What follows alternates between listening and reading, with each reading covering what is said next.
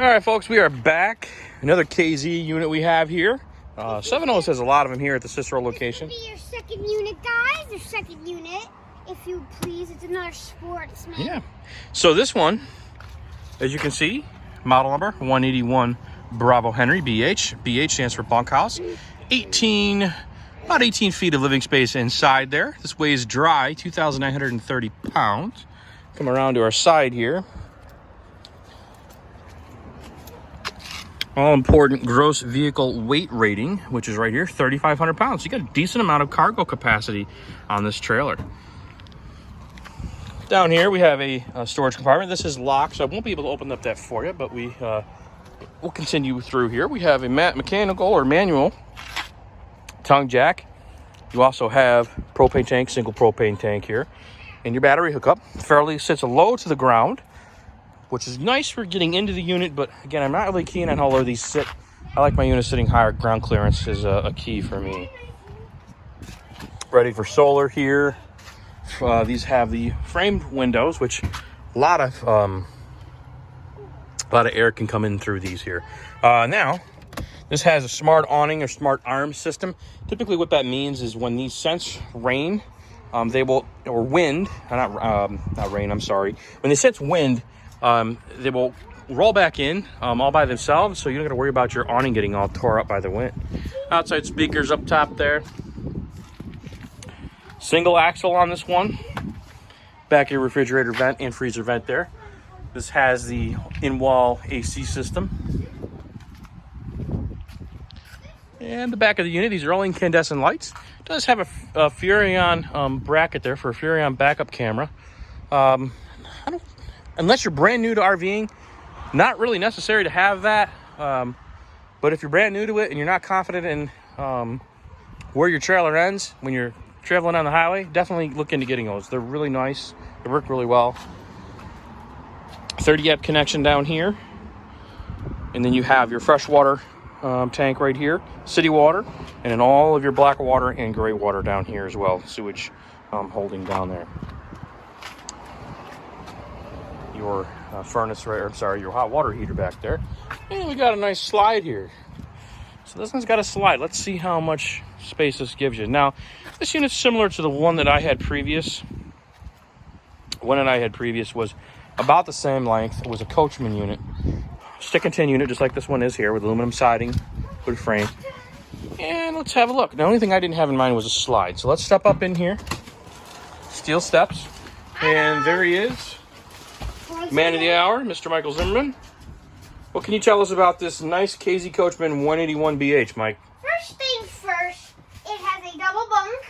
It's not easy to get up here, but the way of the trick...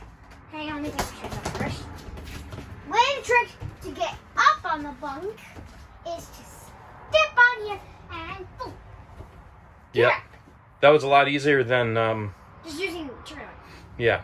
And the trailer that we had that was like this, you slept in the bottom bunk, right? But we didn't have to worry about you getting up on the top. And this bottom bunk looked like, these bunks look like they're a lot lower than the bunks in our Coachman, right? Yeah, when we had it, they look a lot lower, but they're the same height. Okay. They are, because, well, this is like the same layout as Pretty similar, right? Except the refrigerator is over there, right? And our refrigerator was right here. This has a nice storage unit here.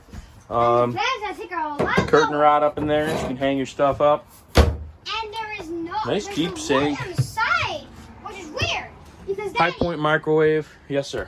There is a light on the side of the wall instead of up top. There is, yep. And this has got the nice slide, so it really opens up the space in here. Ours did not have a slide, which was okay when it was just the three of us. But now that we have Baby Joe and the dog, we had to get a bigger unit. So I don't like this. So this is not, again, this is a nice unit, very well built. My preference is to have some sort of a separation between where the bed is and where the rest of your living space is. In our previous unit that we had, there was a separation there. We actually put a curtain rod up, what you call tension rod from here to here, and hang a curtain up, and that kind of separated everything. But again, mattresses, they're nice. I believe this one actually would lift up, and it does. So You can access your stuff down here. I would definitely get something on top of this if you are used to a nice, comfy, big, soft bed, because these mattresses aren't all too comfortable to begin with, unless you have some extra padding there. Nurcold gas over electric refrigerator. It's and as you can see here, AC, which is your 110 gas or your LP gas. Differences as far as cooling. So your LP gets really, really cold. It does take a little bit to get cold, but it does get cold.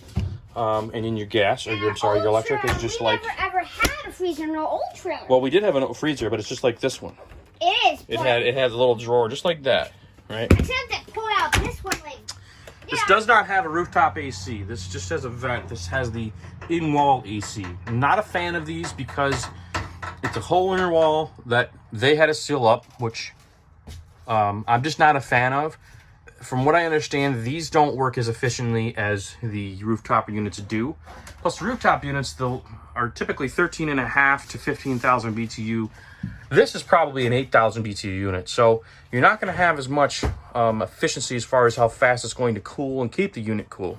Inside here is your bathroom. Similar to what we had. You have your control panel over here for all your tanks, your freshwater battery, black and gray. Water heater right here, along with your pump for your when you are boondocking. And then your typical small shower. Nothing wrong with it. I had one of these, same size in the trailer we were in, and I'm a big guy. I'm about 5'9", 260, 70 pounds. And, you know, I can move around in it okay. One of the things you can do to give yourself some more room if you're a big guy like me is you can change this curtain rod out to what they have basically is I call it like a stepped curtain rod. So it starts here, but then it comes out and just kind of swoops around here.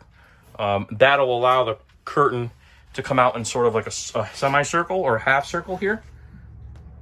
And that'll give you some more room, or make it feel like you give it some more room there. And this is the basic unit. I mean, this is the unit I would get if you're new to camping, and you've got a couple kids. You got a wife, and then you got a dog or something. Yeah, you know, I would, and you just want to get out there and figure it out. This is the unit I would get. It's small enough. It's got the accoutrements that you're going to need. It's got the bunk beds. It's got the space. It's got the slide. This will get you into the feel of it. This will. You'll be able to train yourself and how to tow something, what to do when you're towing something. You know, I see people get out there and they've never camped before, and I've heard a lot of horror stories where, you know, they'll get this 30-foot unit and they've never done anything with them before, and it's a complete catastrophe. And you don't want to do that to yourself. And plus, you can't really beat the price. I mean, look at this, $15,919. And this is, as you can see, MSRP $20,000. So they have really great pricing here at 7.0s. You can't really beat that for this unit.